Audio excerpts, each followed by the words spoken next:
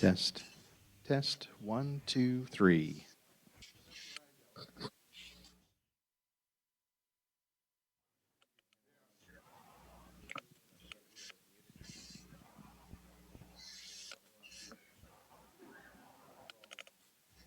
Test.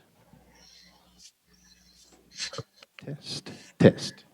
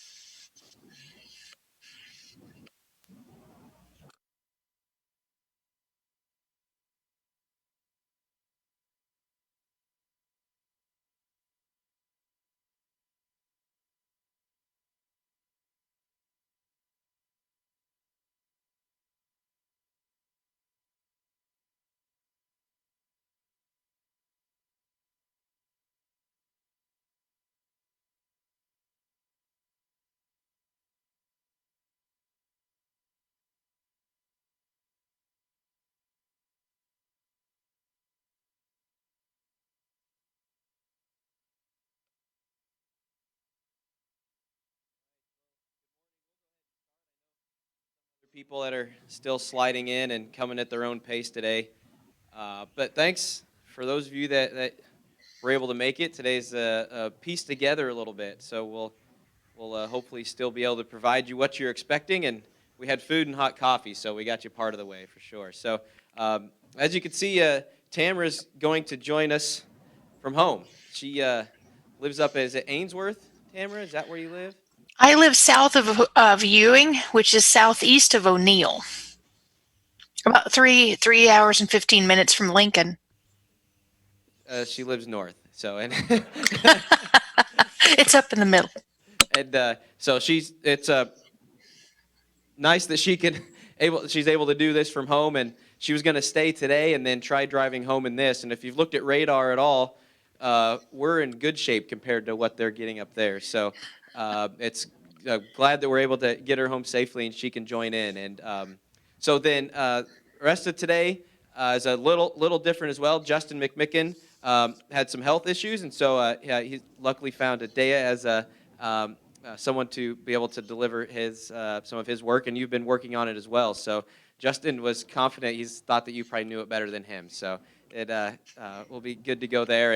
And then Amelia Breinig from the Department of Ag emailed me this morning, and she's not feeling well. So we'll make it all even today. And she said she'd be able to come in at one of our other sessions. So we'll be able to get her on a later date for sure. So again, thanks for coming in, for sticking with us. We'll probably have a number of people joining in online just to save on travel. So again, this kind of runs like any other time. Tamra can hear you, so if you have questions, you can jump in.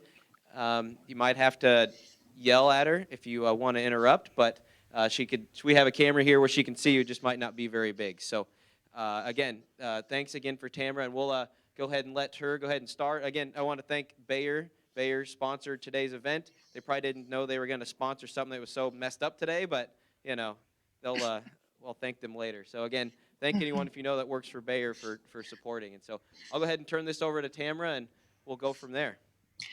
Oh, well, thank you so much to all of you who did make it in today and maybe joining us online too.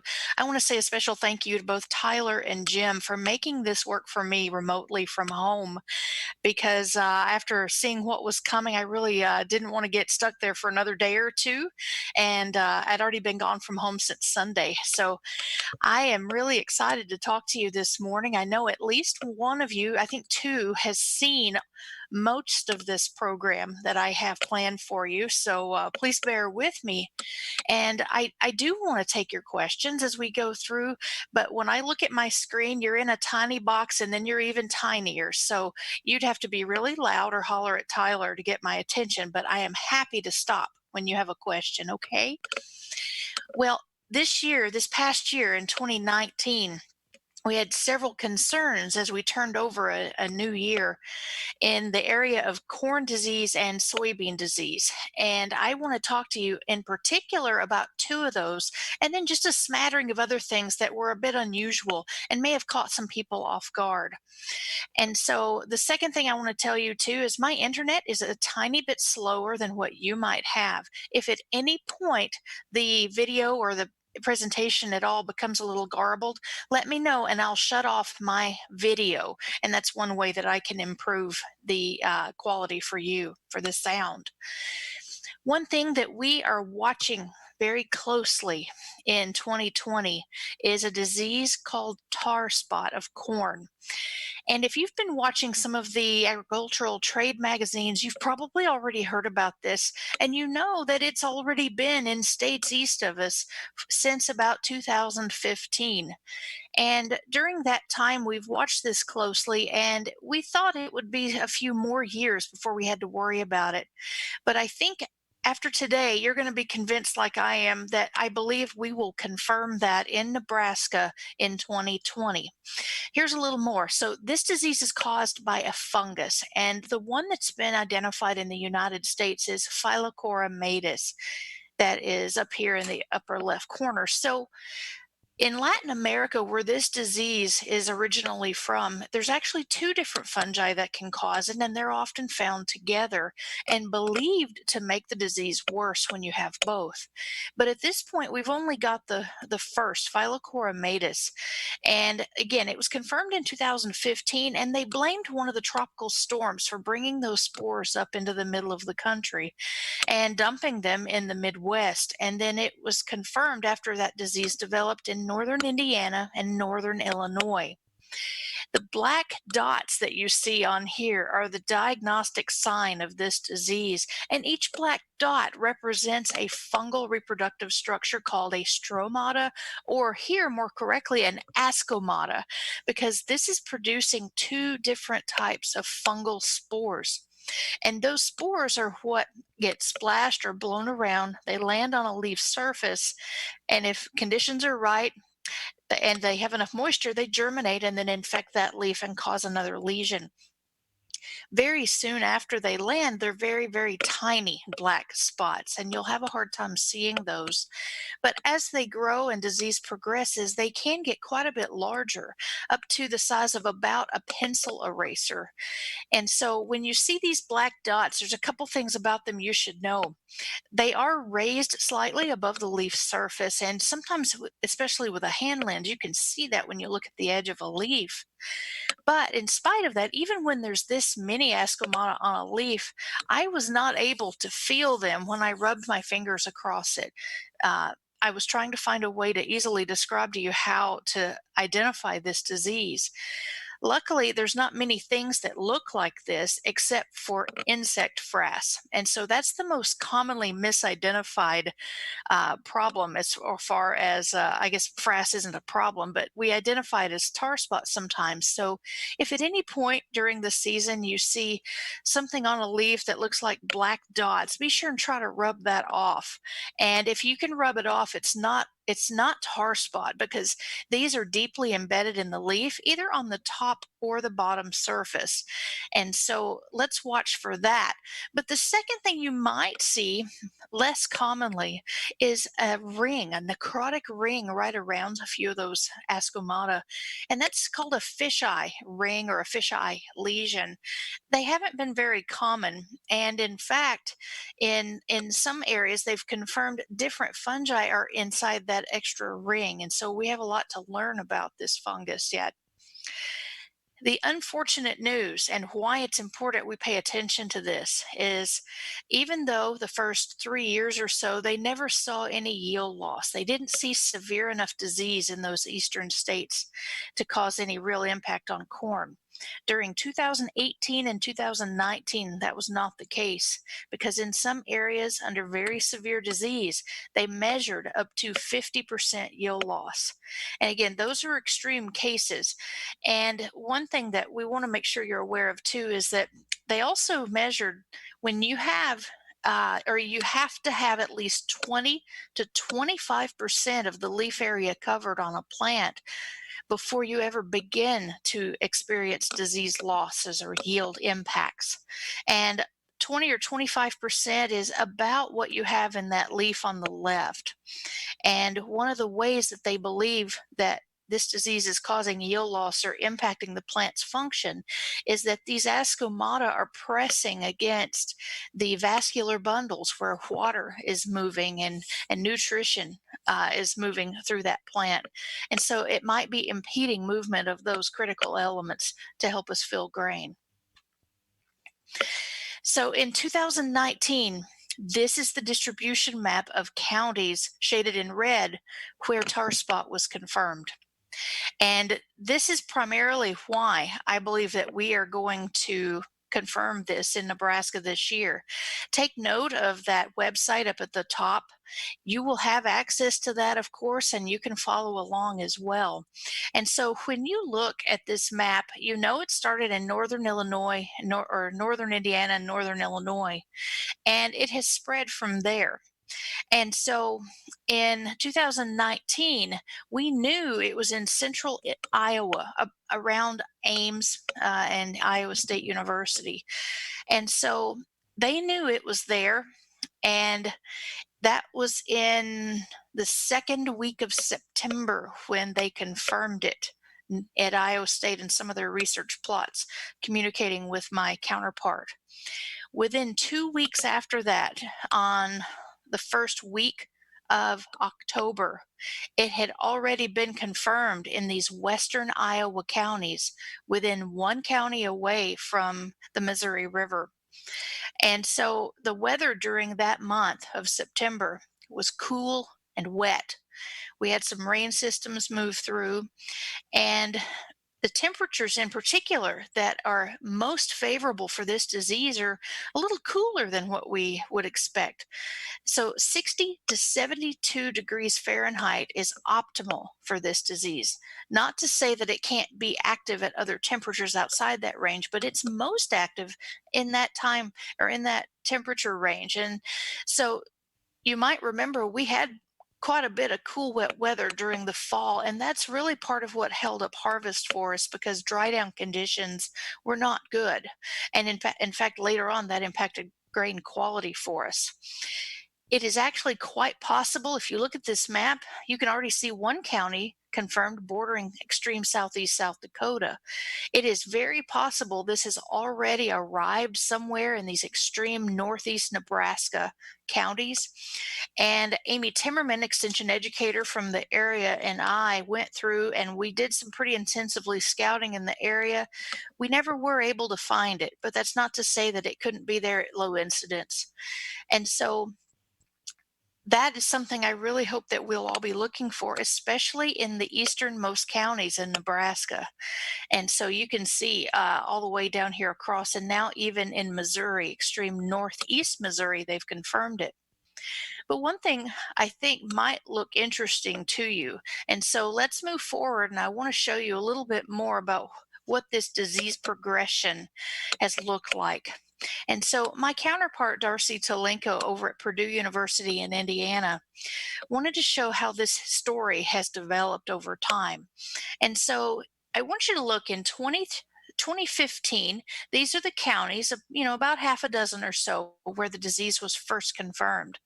Well, in 2016, it was in the same general area, maybe with just an additional county or two here and there. And likewise, again, in 2017, we saw that same concentration in that area. Never very much disease. It didn't do much damage. It wasn't until we know now that disease conditions, the weather, was much more favorable in 2018 that it started to blow up on them. And so you see a lot of new counties were confirmed in 2018, mainly in that northern half of the state, a little bit down here trickling down toward the southeast. And then in 2019, it almost all went red for them. But keep in mind, for these types of maps, they were only looking for one or more samples that were positive for the disease. These maps really don't tell you much about what actual conditions are like on the ground. And so you don't get a feel for how many plants are infected, which is what we call disease incidence, or you don't get a feeling for how severe it is, meaning how much leaf area is affected overall. And so Darcy converted these numbers into what we call a disease insect index. And so the disease index is a factor of both disease incidence, so how many plants are affected, and severity, how badly are they affected. And so she created another map that was more like a heat map that we might call it. And she scored disease in every one of those fields in those counties. And this is what she came up with. Very much like what you might expect in those counties where the disease was first confirmed in extreme northern Indiana. That's where the worst disease was. And you have the darker red and had tar spot index numbers up over 15.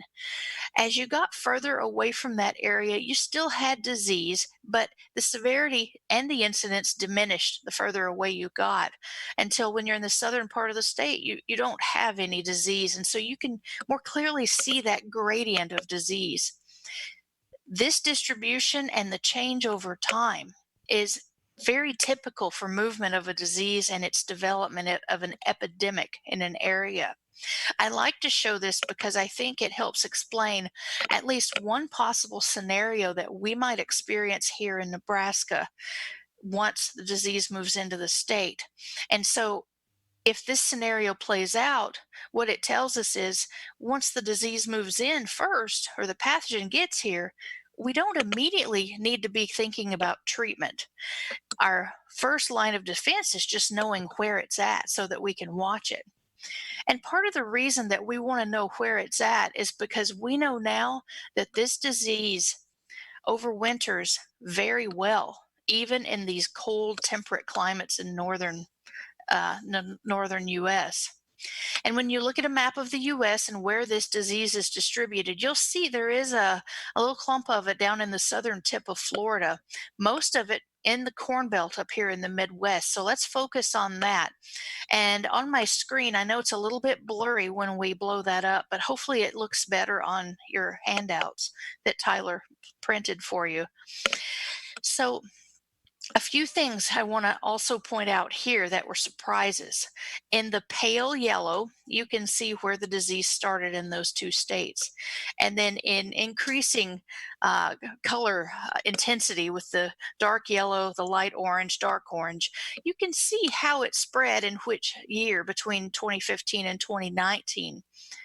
And a few things here I think should surprise you, or at least it did me. And so when you look at this map, the map gives you the impression that we have had much more rapid spread from east to west than we have from west to east. And I was quite surprised about that because we didn't expect it to jump all the way across Iowa so quickly in 2019. I really thought it would be in 2021 before we really had to start worrying about it based on previous patterns.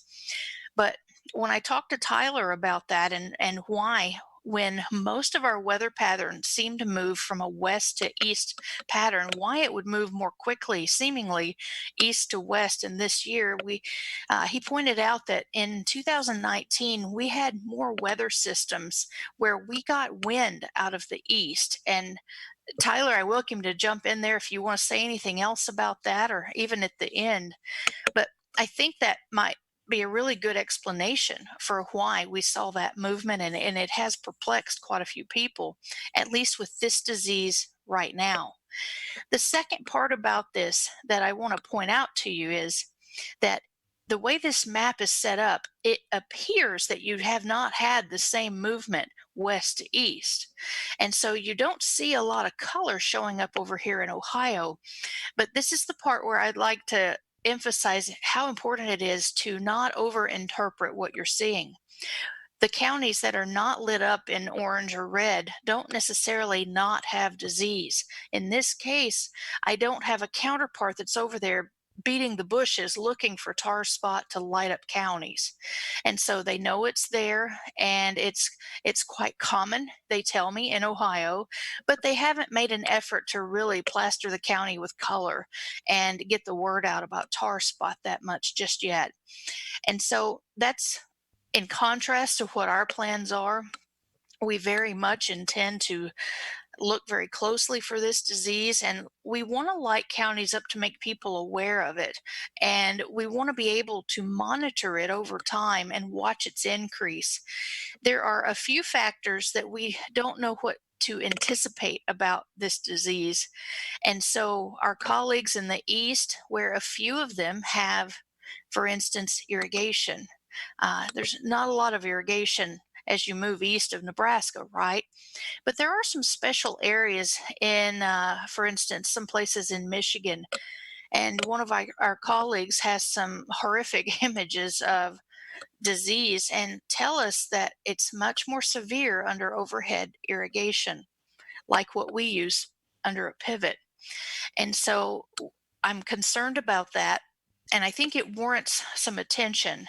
This might actually accelerate disease in some areas, but since there is a strong weather impact on the disease too, I think that might really have another factor that we just don't know what to expect from it.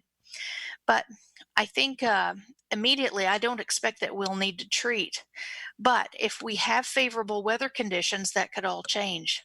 And so in Iowa, where I took these photos, I spent a day with my colleagues over there just driving around. We stopped in fields.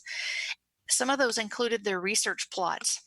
And so in 2019, when they were first identifying it, again, the second week of September, leaves that looked like the one on the right hand side picture in this slide had very tiny black dots and only a few of them. These are hard to see, and you really have to stop and actually look for them to find them. They were so tiny. Over the period of 2 weeks, this disease increased dramatically in those areas, though. And so we saw all these pictures were taken that same day. And so the two pictures on the left hand side where you see so much more disease, so many more of those ascomata, this is about 20 to 25%. And so they're expecting some yield impact here. But this happened in only 2 weeks with pretty favorable conditions. And so, keeping in mind, this was at the very end of the season, maybe it won't have an impact on yield. One thing that they have against them, much like we did in 2019, is a lot of their corn was planted very late. And so it was earlier in maturity and development than you might have expected for for that time of the year. And so it remains to be seen what the impacts might be here. I think it'll vary from year to year, and some other conditions we may not fully understand yet. The thing that concerns me too is that they are seeing this disease early in the season in some of those areas in the other states. During seedling stages, for instance, when we have that cooler, wetter spring weather, especially like we did in June of last year, I think those conditions could be pretty favorable for it, and we might see some movement. And again, even in those areas, we were starting to see some of the fisheye lesions. They are bigger. It's unclear if that's going to have a bigger impact on yield or not. But I just wanted to show you what some of these look like. If anyone is out in your fields and you think you might see some tar spot, we very much would like to have samples of that. I'd love to hear from you. Give me a call or send me a message in one of a dozen ways that you can get a hold of us. But our plant and pest diagnostic clinic on the East Campus is going to be a collection point for these samples. And we want to do this for monitoring purposes so that we can indicate on the map where it is and has been confirmed. As far as management goes, though, we don't have many options available to us right now. And so the disease has not been in the United States for very long. We don't have hybrids that are resistant to this disease that have ratings on them yet. And breeding for resistance can be really difficult, especially when it's hard to challenge these plants with disease out in the field. You see, this fungus is very difficult to work with. It's an obligate parasite. And so that means that we can't take it to the lab and grow it like we would a lot of pathogens to inoculate intentionally to get disease for the purpose of screening genetic plots or genetic lines versus some other management techniques. As far as cultural practices, it's unclear what will be the most effective. We still recommend crop rotation, but I have to tell you, a lot of grassy plant species have already been identified as hosts, and so we'll also accept plant samples of other grasses right now that have these black ascomata on them because my colleague at Illinois is working on that particular project. And so that leaves us with foliar fungicides. And we know that foliar fungicides have been effective to some extent in 18 or 19 when they made those applications, but there's a lot of question on and inconsistency right now. And so we have to figure out when would be the best time to make an application. That'll be challenging if this disease develops in the early part of the season versus the later part. Maybe you wouldn't need it later on. And so, in addition, is how those should be applied, and are there different modes of action that might work better for this fungus than others? So, right now, I guess my message for you is that we have a lot more questions than we have answers. Um, I guess the good news is this time that we have a new disease is that it didn't happen here. And our colleagues east of us are going to have a head start on trying to figure out some of these questions and answers. And hopefully we'll have more to tell you in the next year or two. So are there any questions about tar spot at this point before I jump to another topic? Crop insurance. So no, my short answer is I don't believe so. Does anyone think differently? I don't think it's covered under multi-peril, right?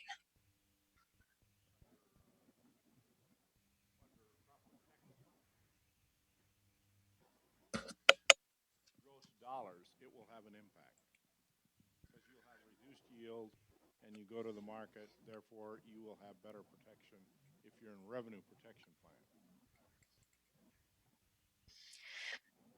It's a disease, a drought, a hailstorm, whatever. It's what do you produce? So have other people been able to have coverage for other diseases like say Goss's wilt or other things where we don't have good management strategies during the season? Crop revenue protection doesn't care what you have. It's how Huh. much did you produce. Well, that could give some people an option, maybe. I don't know. What about cost for that level of coverage? It's the same premium, doesn't discriminate whether you have disease, hail, drought, whatever. No discrimination. Well, that has some promise. That's the first I've heard of that. Thank you. I'd like to learn more later.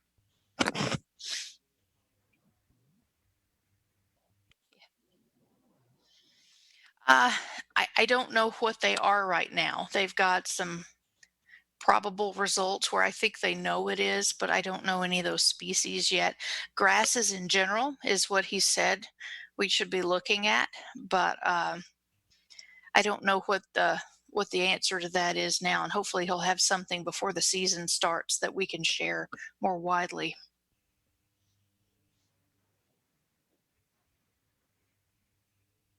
Tamra, I'm going to repeat the question. And the question was if there are any farmers that are using fungicide in heavily infested areas.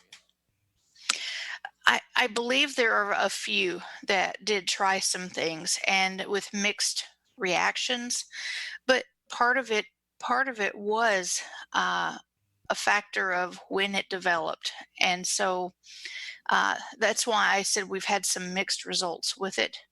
And so it's not been widely used yet, though, but there were some instances, they said, in some areas where disease was more severe and probably needed a fungicide application.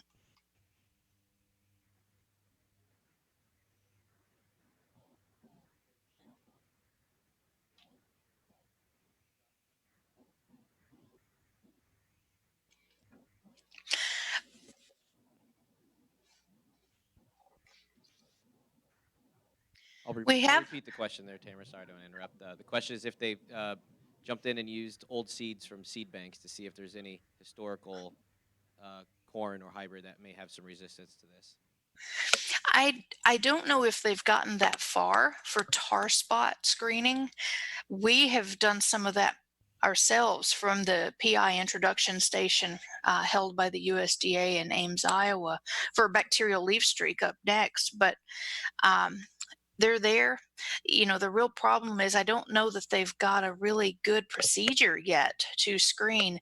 And what that usually means is we have to rely on fields that have natural disease and try to generate the right environment to make more disease. And so there is a corn geneticist that we're all working with at the University of Illinois who would be probably one of the first ones to lead that effort. I just haven't heard any results yet. But they've seen some differences, you know, in some of our anecdotal observations. They've seen evidence that some are worse or better than others, and even I could see that when I visited one of the fields we visited was a demonstration plot behind a local co-op, and you know, where you have 15 or 20 different hybrids lined up in that particular field, which wasn't that far from campus.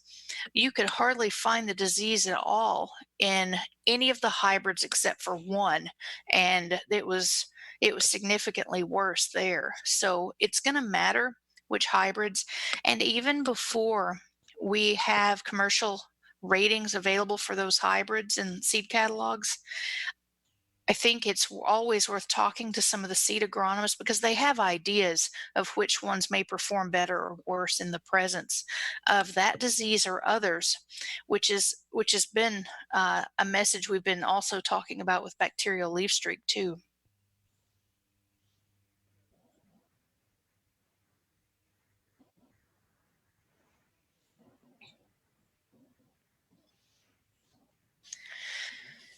So I'll jump in again. The question is, since the disease started in South America, has it, how has it fared down there over time? Thank you. So I I'm not sure how much was in South America. I know there was more in Central America. So I'm not completely sure of their distribution there. But in those areas where they are reporting that they have both of the fungi, they believe that the fungi are working synergistically, causing disease. So for us, that means when both are present, you get more disease than you would when they are there and working additively. And so in those areas, they're reporting yield loss of up to what we're talking about earlier and worse. And so uh, one thing that was, I guess, alarming to me is when I saw one of the pictures from Michigan. And in one of those pictures, it was under a pivot, and everything under the pivot was brown. And on the corners, on the outsides, it was green. And that was even from, it looked like it was probably drone footage, is above the crop. And so they explained that at least there in that year they saw it move much more quickly and increase. And but I've never heard, I don't know if they have yield data off of that field or not. That was here, well, in the United States in Michigan. Tamara, Yeah. is this tar spot related to the tar spot in turf and in maple trees? Oh no. Oh, do you want to repeat that, Tyler? I heard, I can hear it. You're good. He used the mic. Okay, thank you. So, thanks, Leo. So, no, short answer, no.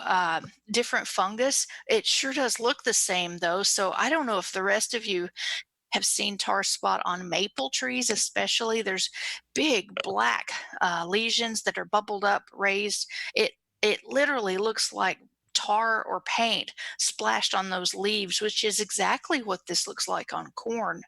And even though it's raised above the surface, it's still hard to feel with your fingers. So nope, not the same fungus.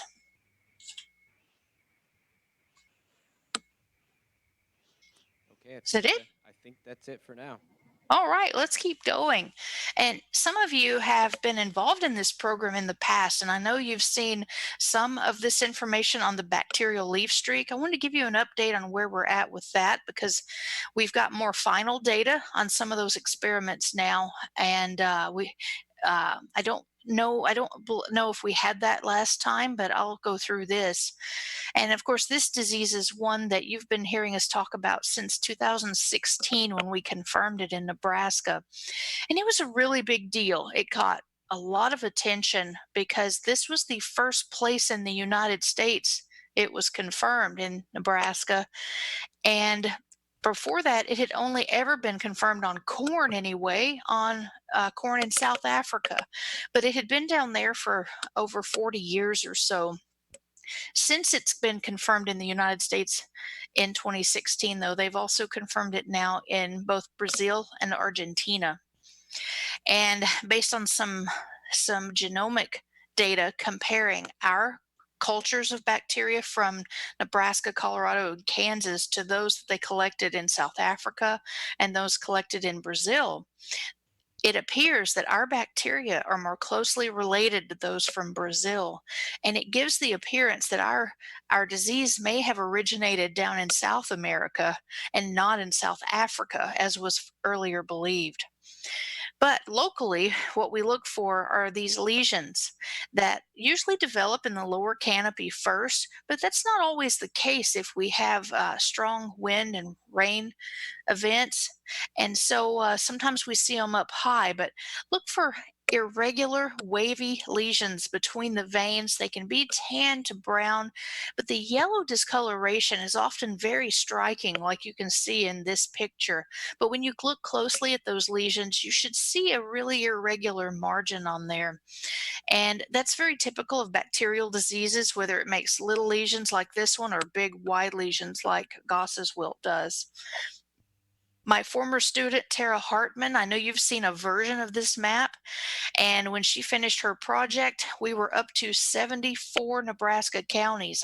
I am told, though, that my map is incomplete and we have a county or two where they know they've seen it. And if that's the case for any of you and you see it, we still would like to receive samples from those counties and light them up, or samples from you if you need help identifying this or any other disease by sending them to the diagnostic clinic. And identification is probably the biggest thing that concerns me about bacterial leaf streak because we still have folks that are having a little trouble telling it apart from gray leaf spot, the common fungal disease. Just remember that gray leaf spot does have rectangular lesions that have smooth, regular edges on them, in contrast to those wavy edges I showed you earlier. Backlighting may help, but even in gray leaf spot, like you see here in the right, you can still see some yellow around it because the hybrid is what that reaction is caused by. And if that hybrid has any resistance, that's one way that a plant can stop movement of an infection, sometimes is by killing the cells just ahead of where that pathogen is.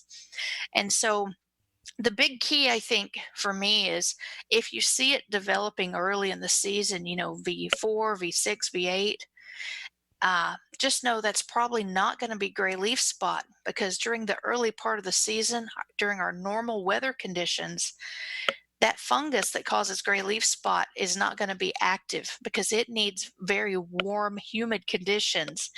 The cooler conditions we have during that time of year are better for bacterial leaf streak. You may remember that I said in South Africa there was very little research.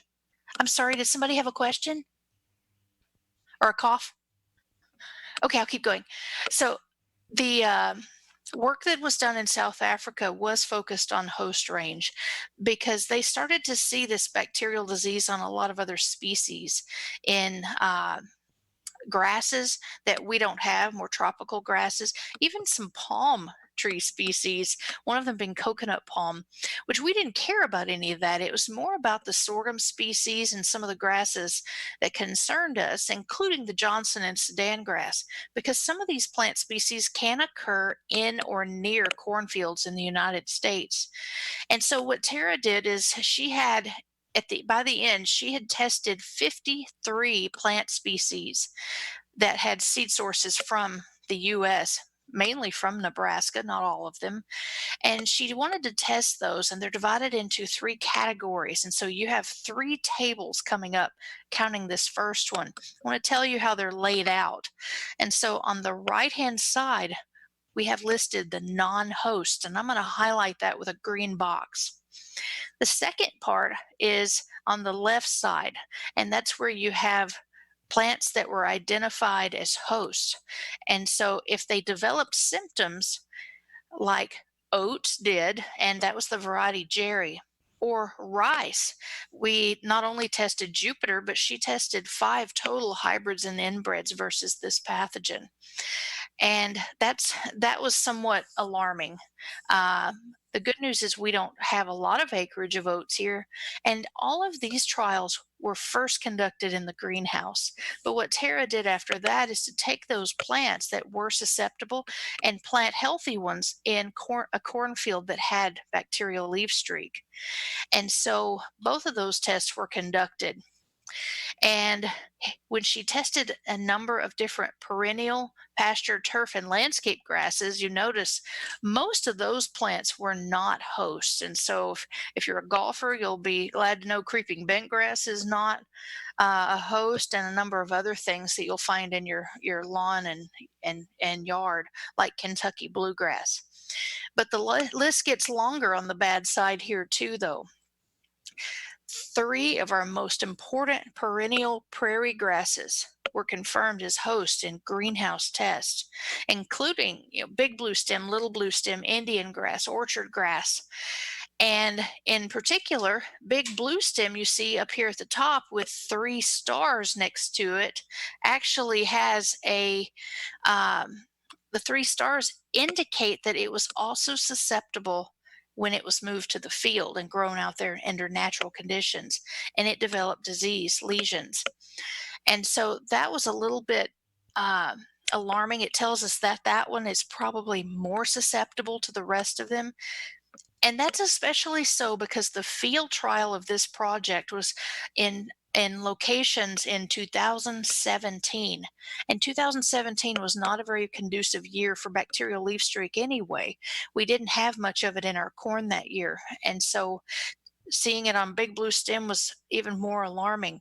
And when we see this disease develop symptoms like on big blue stem picture down here in the lower left, it looks just like it does out in the field on the corn. In addition, though, Tara also did some additional testing. You see, in bacterial diseases, sometimes they infect plants and don't cause visible symptoms that you and I can see. But the bacteria can still get inside a plant and reproduce and make more and more and more. And that's what happened in 2 of these species, tall fescue and western wheatgrass. This particular tall fescue species is not the one we use for turf grass, but still, there were 2 of them that had disease but no lesions on them. And so to me, that's just kind of it's a silent killer. You've got inoculum building up in some of these plants, or that could be a source of infection later on. The last of these 3 slides shows some of the results from her weed host range testing. And so Tara was excited when she started getting positive results on so many of these, and she wanted to be able to give you some good news. So she even tested Palmer amaranth. And I'm sorry to report, or at least she was, that that's not a host. So we can't offer you a new option for managing that disease. The good news in that right-hand box, though, is that some of our common pasture and hay meadow grasses and smooth brome, some of these other things weren't host, although I don't know that I would have been sad if sandbur and crabgrass had been. On the other side, though, bristly foxtail was a host and developed quite a bit of disease even in the field when she moved it out there. Green foxtail, of course, we expected Johnson grass and shattercane, but we wanted to do some testing on some of our local seed sources. And so it looked very similar to everything else that Tara was seeing in the greenhouse and field. and one more asymptomatic host where we had the bacteria build up inside. The one that I think was a surprise, and I think we've talked about this before, was yellow nutsedge. And that was a surprise because it's not a grass, but it was the only sedge that she tested, possibly because of seed availability. But all of this together tells us that we have a wide host range here. A lot of other plant species are susceptible, and we'd probably find a lot more if we had funding to keep going. But overall, I think we already know that we've got a lot of them out there. It's just unclear what that means to us. But from a practical standpoint, it could impact the efficacy of some of our management strategies. Maybe later it may help us explain why in some areas crop rotation and tillage are not providing the level of control we might have seen with other diseases. And so there's a lot of questions left here. And so if you ever had, and this happens all the time, weeds or something with streaks on it, there are other pathogens that can cause diseases. So it would take some advanced testing to figure out which one it was causing it, like what she did. So we're still recommending that people talk to their seed company agronomist and try to find a hybrid to best position in areas where they've seen more of this disease. And even though we're having mixed reactions where we're using crop rotation and tillage, I still think that crop rotation in particular is really something we should be doing, at least to try to manage other pests and also this one too. And it's unclear if weed management is going to play a role in this, because it is pretty straightforward to manage some of the grassy weeds that we're already doing. But many of those weed species are right there in our fence rows and our ditches. So and some of our fields, like up here where I'm at, but right up to some of the prairie grass land. So some of that might have an impact, but that's unclear. Plus, we've never done a survey. We haven't had that opportunity of going out and surveying CRP ground or some of these natural grassland areas. We still don't have numbers to share with you for yield loss estimates. 2019 was our third year of an experiment. You might remember me telling stories of, whoa, how the first year we didn't get disease in those plots. That was in 17. In 18, we got plenty of disease, but we have to have a block right next to it for testing for comparison purposes. And we were working to control disease out there with frequent bactericide applications, and we burned the leaves up on it. And so finally, the third year, this year, we were doing a good job, and everything looked really good until August 7th. And on August 7th, our plots were totaled by a hailstorm out at Clay Center. And so third time, well, I hope the fourth time's a charm this time. And so we'll keep trying that and hopefully have some numbers for you. Overall, we still don't believe this has the yield impact of what you see with a disease like Goss's wilt that can be systemic. We are still working with the PI introduction station and screening some of their GEM lines. That's GEM. Those are the genetic enhancement of maize lines, many including some of the older inbreds and hybrids that some of you might remember, like Missouri 17 and so B63. So ironically too, implying what you had already asked from the audience questions, some of the old lines do look very good and had less disease than some of the newer material. So it's definitely worth the effort to do that screening when you can. I know I'm running low on time. I'm going to accelerate a little bit. Physoderma brown spot was here, a lot of it. Not only did we see it on the leaves, but we saw it in the stalks this time, causing a node rot. This is only because of the amount of wet weather that we had. And it did uncover, I believe, that several of our hybrids were susceptible. And so we can read more about that later. And so please monitor your grain quality. Some of the grain that we harvested last fall was infected with several ear rot pathogens that can continue to survive and sometimes grow in the bin. The very cold weather we're having now is the best thing that we can have if you're keeping some of that in the bin. But once things start to warm up and you get condensation in the bin, it's only going to get worse. So if you can use or sell that, I think I would. Question or cough? Okay. I'm going to keep going because there's one more thing I want to make sure and tell you that is the second high priority for me for today. I've been blathering on, I think, too much, but you've got this material in your handout. I want to make sure that you know about Frogeye Leaf Spot, not because it's a new disease in soybean. It's because we've had some changes that we've been able to prove now. And so we've had frogeye for a while, and these are what the lesions look like, tan to brown with that dark border around them. And it can progress and get pretty severe quickly. These pictures were actually, it turned out, from Megan Taylor up in the Columbus area, educator up there, but I got them from Nathan Mueller, so I just want to make sure and credit Megan. She made great images showing progression of this disease that you see in the upper leaves. I want to watch more closely for that this year, making sure we're not confusing it with Phylosticta and target spot and some of the other things on soybean. But we're concerned about frog eye because of some problems that we're having with it now.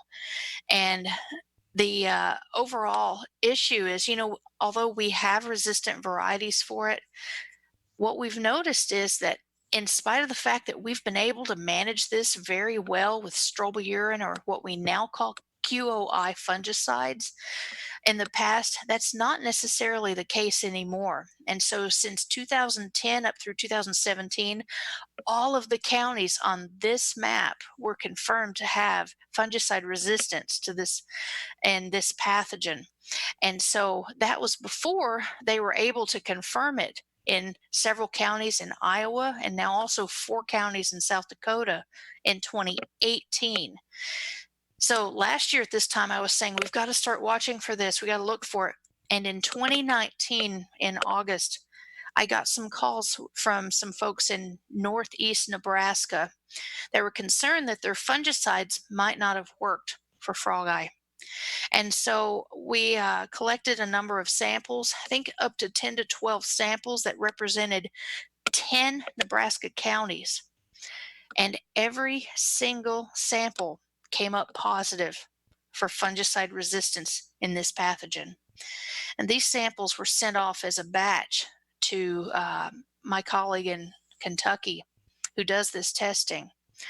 The issue is that this is not an organized survey. We were just trying to get broad representation of several counties to send samples as a batch for testing. Yet every single sample came up positive. And in fact, on top of that, what has to be done in the lab is someone goes in and starts picking away at those lesions, gathering the fungi from several of them. And so from those 10 or 12 leaf samples of several leaves from those fields, they collected 113 isolates or individuals of the fungus for more advanced testing, and 111 of those were resistant. And so that means 98% of the fungi in those 10 samples. And so that was a high rate of resistance in that, at least in the small population that we've tested so far. This is single fields in most of these counties. And so the take home message here is, yes, we do certainly have resistance in frogeye leaf spot here in Nebraska. It is unclear right now how widespread that is. And so I think that it would behoove us to remember that if we think we need a fungicide, that we're going to have to change how we go about that. And so the thing I would do this winter, if you've had frogeye in the past and maybe you're going back to beans on that field, make sure you get a resistant soybean variety if you can find it in the maturity group. I know it can be harder to find good resistance up in these shorter season varieties. down south where they've got more disease, they're further ahead of us than that. Just know that if you have continuous soybean, because this fungus overwinters, you're more likely to have it more severely. And if you have it bad enough, you see in your scouting efforts that you think you need to spray it, we're really going to probably need to select fungicides that have 2 or 3 modes of action in that product, or you can tank mix some of those to get that effect, because the group 11 fungicides are not going to work. In fact, my counterpart at Iowa State University says in Iowa, spraying a strobilurin by itself, which is a product like Headline, Quadris, Approach, is no more effective than spraying water. And you cannot increase the rate and make it more effective because they're either susceptible to it or they're not. And so once that develops, you can't go back. And so, we've been concerned about things like this for a while. We're using a lot more fungicides than we used to. And so I don't know if you've got this publication available to you yet there at Tyler's office. This is our 2020, affectionately called the Weed Guide, but it's the guide for weed disease and insect management. And so, this is a thick publication, and we're over 350 pages now, but we have a special section in there on fungicides. And so in soybean, we have a number of products that are labeled for use in soybean. And at the front of that, on page 272, we have ratings for how well we expect those products to work for various diseases. And so I took the column for Frogeye Leaf Spot and I laid it on top of the list of fungicides that are available. You're going to see we don't have ratings for all of them yet because there hasn't been time or availability to test some in enough locations yet, but you can see pretty clearly some trends. In the upper right corner for group 11, that's QOI, that's your strobilurins, you'll notice all of those products are listed as poor control for Frogeye Leaf Spot when used alone. Even the SDHI, Endura and Vertisan that were tested, that's group 7, listed as poor. There are several options here that were listed good to very good. So we have some products available that'll work. You have more options available to you when you look at some of the mixed products, ones that have 2 or more classes in them. You can tell that because in the columns on the left in that second page, you start to see the numbers 3 plus 11, 1 plus 3, 7 plus 11, and then 3 plus 7 plus 11. That's all 3 of the common fungicide classes that we're using now in corn and beans. And we have a number of products available for your use. And so some of those are newer, like the Revitec, the Miravis Neo, only added this year. So I just wanted to share that message because the fungicide resistance in Frogeye is going to change how we manage that disease. And we want to collect samples again this year. We've sought funding for a large survey, but we won't know if we have that yet until later in the summer. But in spite of that, we want to try to get a head start on it. So please kind of watch for this, and we'll keep you posted on our other resources like Crop Watch and other things that you can find on these websites. And don't forget Crop Protection Network down there near the bottom. That's a great series, and all of us from the land-grant universities contribute to that, and I'm really proud of the products that we're producing, and some of it's different material than what we offer on Crop Watch. Plus there's videos and still our Crop Watch newsletter that we'll have available. And I'll be putting more things on Twitter too, and sharing some of the news and things that we're seeing in the field. I think that's all I've got for slides, Tyler. If I'd love if you've got time, maybe only a minute or two. I don't know what you've got, but I have. I'm happy to take questions now or Yeah, later. we've got time for questions. I'm gonna run the mic over here to Rod, and we'll just. Okay, thank you. You want me to stop sharing, or because you guys? Either option.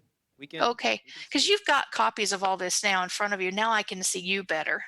I noticed on this, the Frogeye Leaf Spot, it said it overwinters in the residue. And so on any of the diseases that overwinter in the residue, does grazing or baling the residue have an impact on the infestation the next year? So that's a really good question. And I haven't seen anybody with data. It would surely remove some of that infected residue and take away that inoculum. But I don't know if it's enough to see an impact the next year. I would expect some. The unfortunate part is that disease development is probably much more strongly affected by the weather conditions than anything, and we just don't have control over that except irrigation and such, and we have such benefits there that I'd never tell you to change that. So the short answer is I don't know, maybe so. The problem with grazing or baling it and moving it out like stover and some of our hay production and sales, I'm more worried about moving pathogens in some of that to areas where we may not have had it before. But some of that can't be helped either. So I would just consider that if you're bringing in feed for cattle and to know where that came from.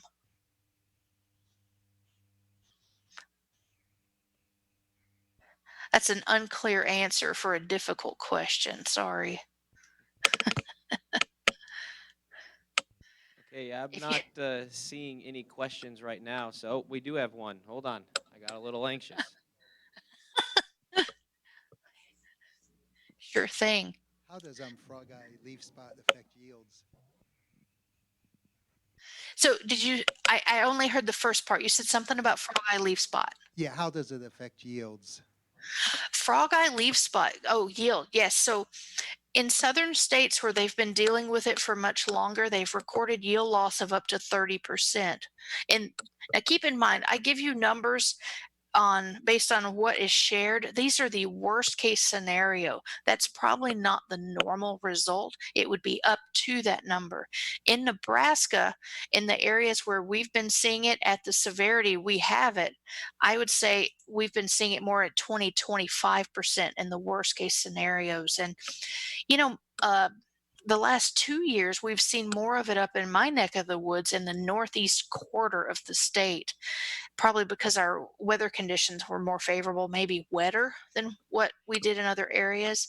It was actually kind of hard to find in south central Nebraska, and I guess I've only in the last year and a half taken soybean over, at least temporarily, and so I haven't tromped through enough soybean fields yet to get a strong feeling about it. So I don't even know what kind of incidents you've got for frog eye in your area in southeast Nebraska. So I'd love to hear from any of you too on how much you've been seeing of this and any other diseases too. You're my eyes and ears too. Yeah, does anyone have any comments on diseases they've been seeing in their soybean fields?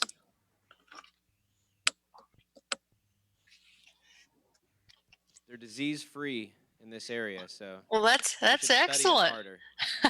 We always hope for that. Don't be turned off by when I get excited as a scientist, but I'm also a farmer and farmer's wife. And so I get it. We don't want this stuff, and my job is to help you manage and prevent it. And so, but part of that is I want to know where it's at so that I can help in that area for teaching purposes. So we love to hear from you. And I am mobile. I drive around a lot, and I can always come out and look at things if there's something special going on too. So thank you all for what you do and the samples you provide when I'm begging for help finding things. And so we don't get results like what I'm showing you without those kind of efforts working together. Thank you.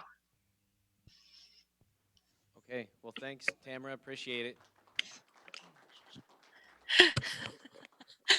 Thanks, everybody. I hope you have a great day and safe travels getting around. Yes, stay home. So, Yeah, for sure. Thank you, guys. okay, Gals. for those online, we'll jump back in about 10:30. We're going to take a quick break here and maybe gather back up, and I got a few things to share for people here in person.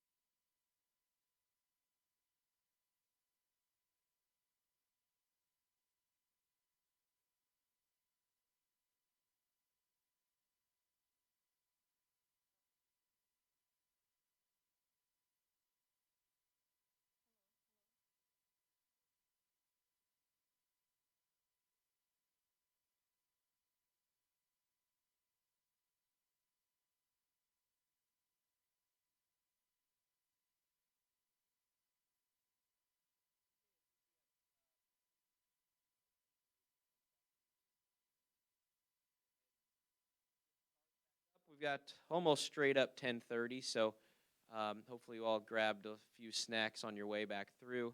And you'll have to help me to pronounce your name because I'm going to say it right. And you go by Dea? I go by Dea, yeah. Dea? Okay. Montezano? Montezano. Montezano. All right. Perfect. Okay. You got it. So this next session will be on the gall midge. Many of you have probably seen this, had this, maybe even heard a little bit about it. It's new to our world for sure, at least scientifically. So it's good to have Dea here. Justin McMicken was originally going to be here and was not able to. So Dea is doing this, and she's been doing this the last few days at some of the crop production clinics. So she has this memorized now and can probably say this in her sleep. So Dea Montezano, she's a PhD or a postdoc here at UNL, has been working with Justin and others on this project, and came from Brazil. And she told me that she loves snow. She loves driving in snow. That's not true. Everyone loves driving in snow. So I'm glad that we can give you snow today. You're the only one that likes it. I'll turn it over to you, and thanks again for coming in today. Thank you, Tyler. Thank you, everyone, for being here today.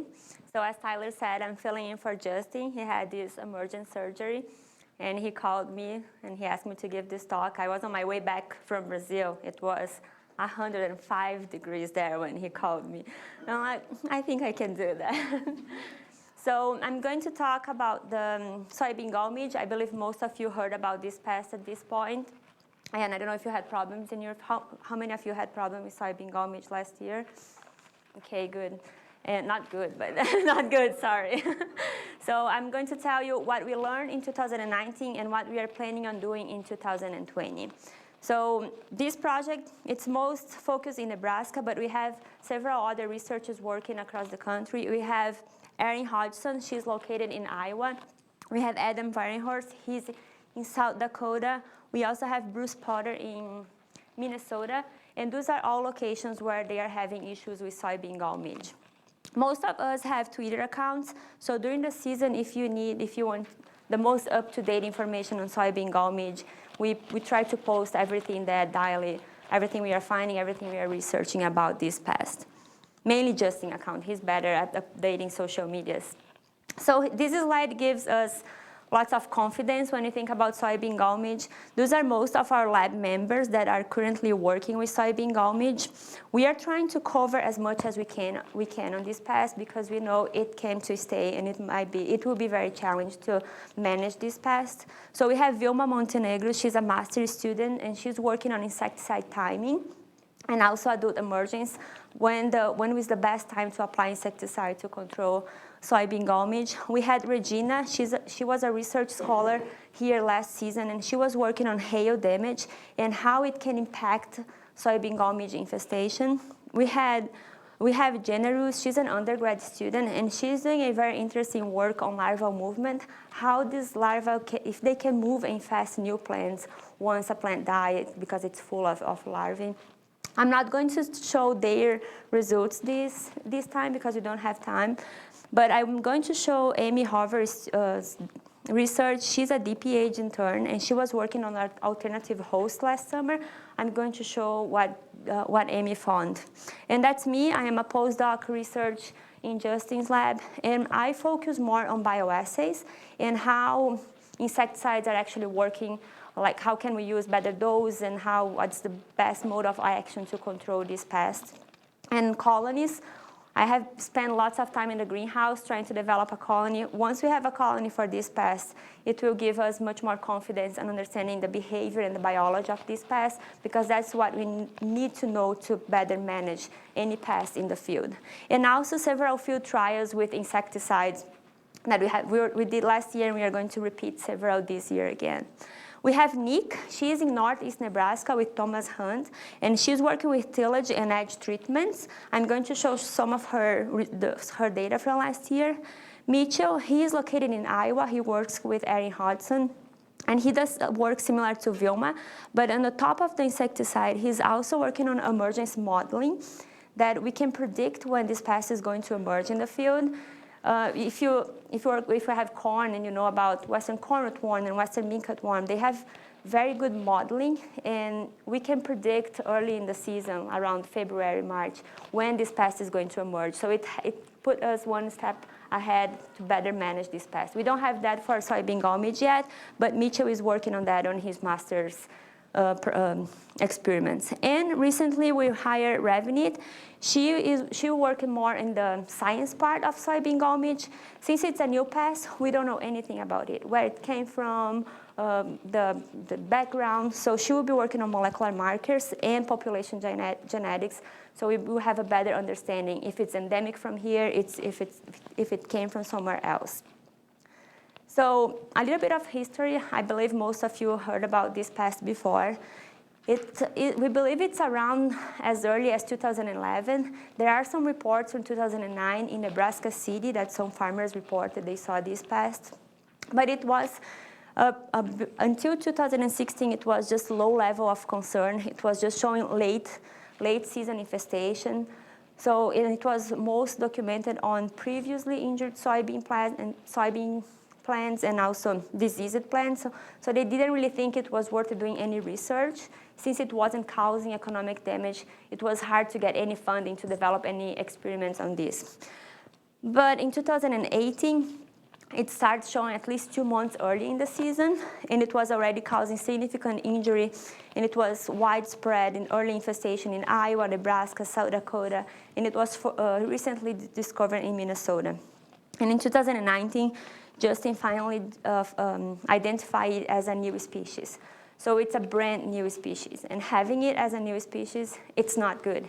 It puts us several steps ahead when you think about other pests. So if you think about, let's say, Western Mincut worm, it has been around for causing damage for more than 10 years, and it's still hard to manage, even though we know a lot about its biology and its behavior.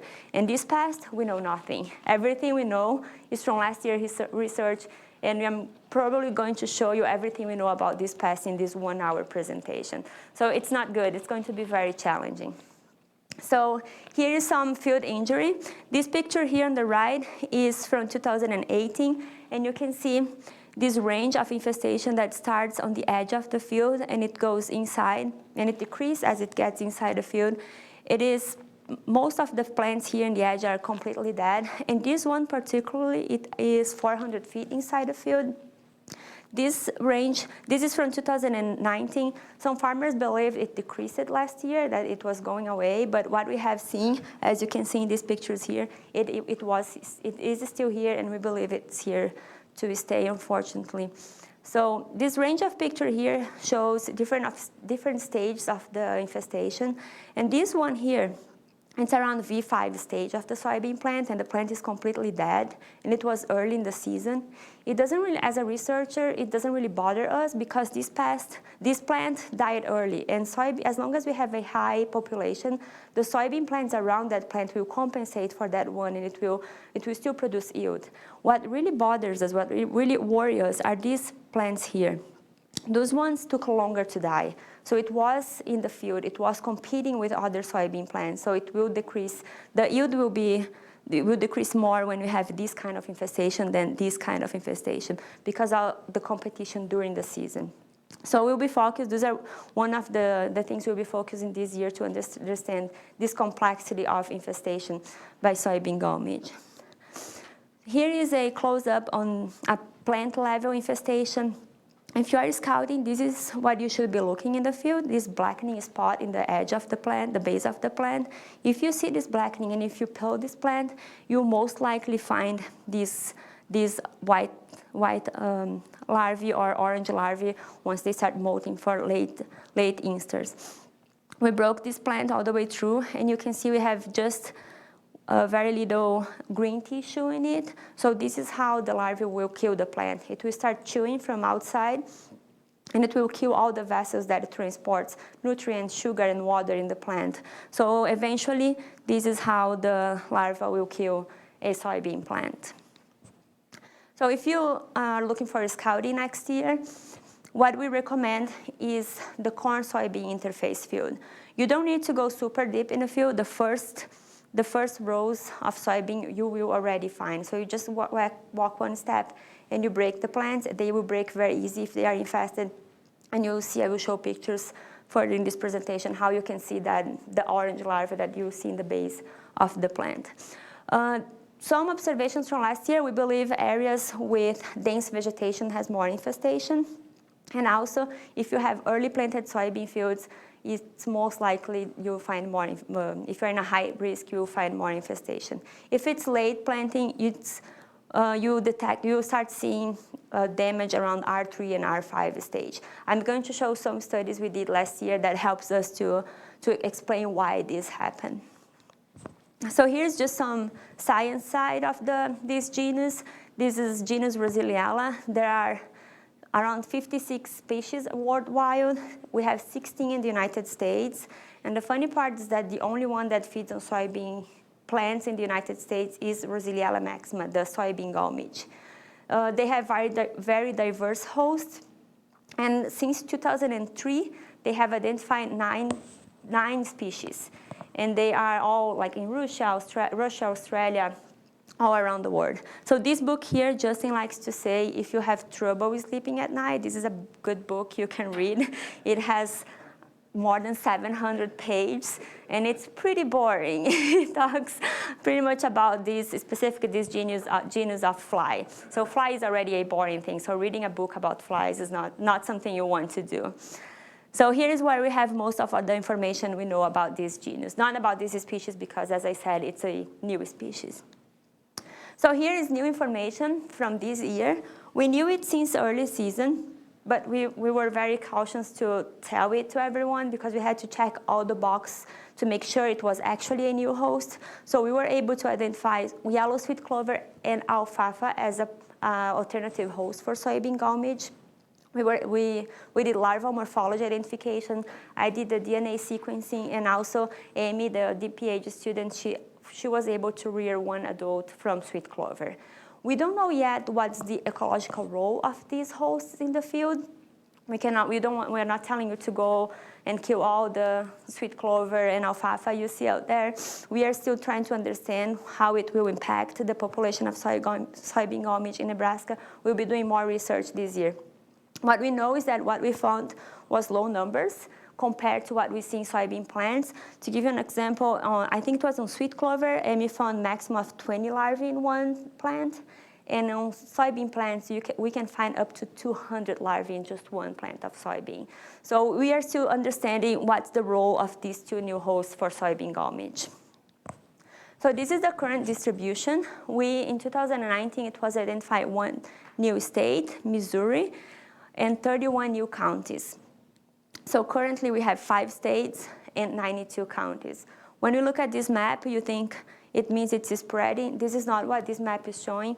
It's just the red counties are the ones that we identified in 2018, and the orange ones are the ones we identified in 2019. It might have been there before, but it was not causing economic damage. It was just not reported by that time. Justin and I did drive around all these counties here, on the edge, York, Polk County, late season last year, and we did check several fields in this area, and we did not find soybean gall midge.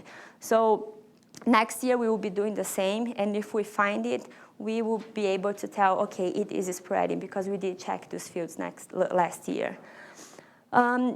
I don't know if any of you are a member of the North Central Soybean Research Program, or if you know anyone.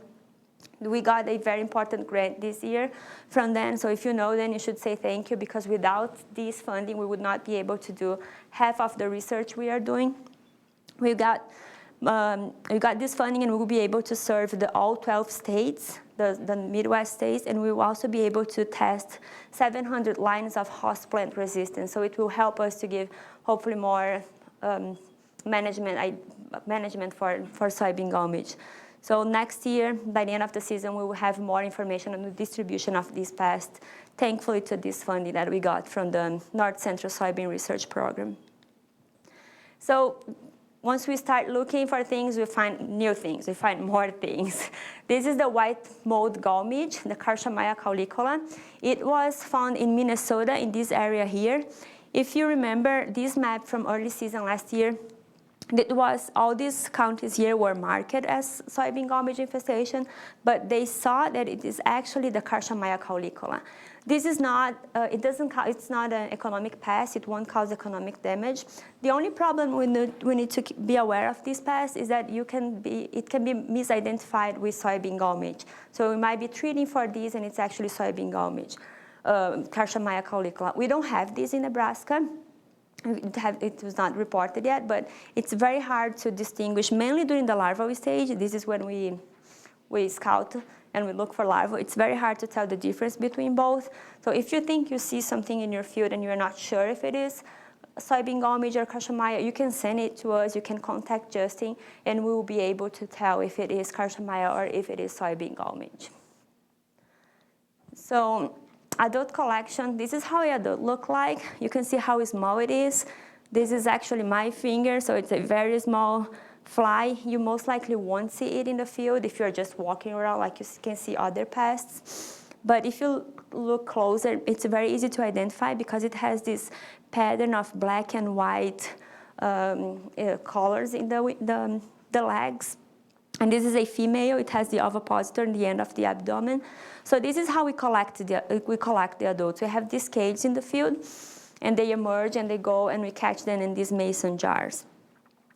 We tried other collection methods. We tried sweep net, the ones that crazy entomologists go and sweep all around. We could not collect anything with that, and we also couldn't collect anything with yellow stick cards. So the only thing that we were able to use was these cages that are actually developed for Western corn rootworm, a different corn pest. So this is probably the most important information we got last year. We were able to do adult monitoring network. So again, due to this funding source, we were able to monitor 27 different locations across these 4 states for adult emergence. And it was using the cages I showed earlier. We had cages 10 feet in the field and 100 feet inside from the edge of the field because we didn't really know where we were going to find this pest. So we did that in 27 different locations. And also due to the funding from this source, we had this alert network. I'm not sure if you are part of this, but if you are interested, you can just send an email to Justin. Here's his email. I think you have in your printout too. You can send your name, your phone, and your email, and he will add you to the system. And what it does, as soon as we have emergence, the first emergence, in any location where we have cages, they send you a message. And it's a phone call, a text message, and an email. It's kind of scary. You think it's a tornado warning or something because it come all at once. But in this message, you have the information where it's emerging, the current suggestion for management practice for that area, and also some links for research from different states if you're not located here in Nebraska. So back to our adult emergence data. Here I'm going to show you the emergence locations for each location and each day it emerged.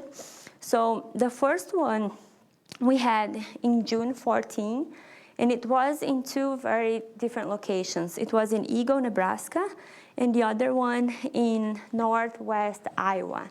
So having these 2 different emergencies in the same day in these 2 different locations will be very complicated to develop that modeling system I was telling you to predict with degree days when this pest is going to emerge.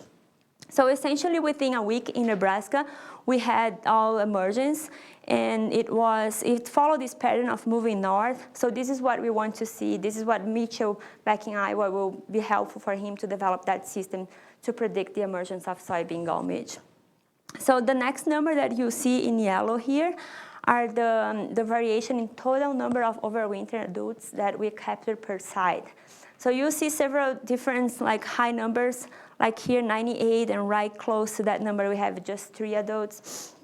So some people ask if the number of emergence will change the infestation, the percentage of infestation we have in the field. We can't tell that yet because we are still learning how to put this cage in the field. We are still learning where these adults are going to emerge.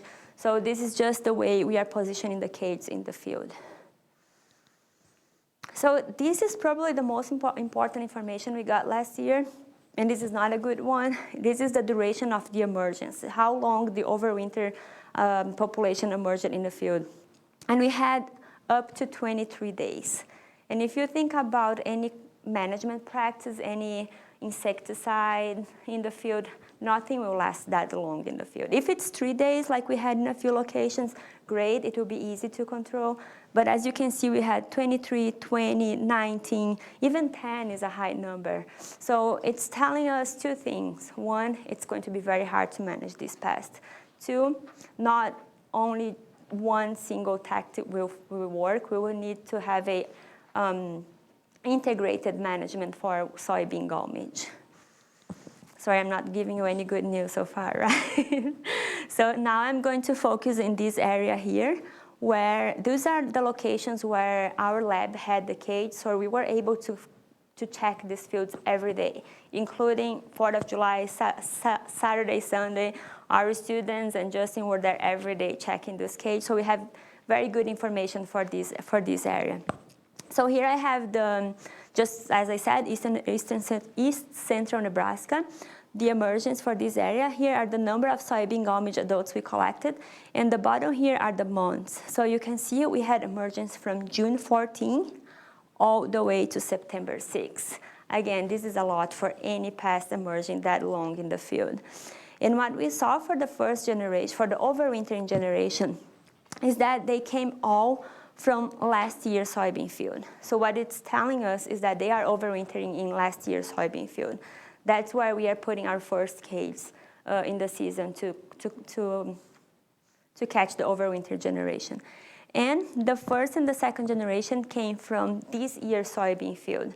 So they are emerging here, they are flying here, and they are infesting this field to start the first generation. So here is the symptomology, what you are going to see in the field after you have emergence. So this is data from Nebraska. There in that location, we had the first emergence in June 18. And 9 days after that first emergence, we start seeing that blackening in the base of the stem. And once we open that stem, we see the white larvae. Just 3 days later, they were already turning orange. And 20 days later, after the first emergence, we already had wilting in that plant. So if you don't have cage in your field and you don't know when you had your first emergence, and you saw that plants caused by soybean gall midge, you most likely had emergence 3 weeks prior to what you saw the problem in the field. So this is a time lapse. You see a few time lapse in this presentation. Justin loves time lapse, but it actually helps us to understand several complications in the field. So what I want you to focus on these 3 plants here. They are all infested by soybean gall midge. You can see the blackening in the base of the plant. And if you focus on the middle one, this is the only one that's going to die early. So just to show you one more complication on understanding what's the relationship of soybean gall midge and the soybean plant infestation. So these are things that we'll be focusing in this year. How many larvae it takes to kill one plant, how long it takes to kill one plant. So you see here we have several variations because we had all 3 infested plants, but just one died prematurely. So those are all things we will be focusing to better understand this year. This is another time lapse.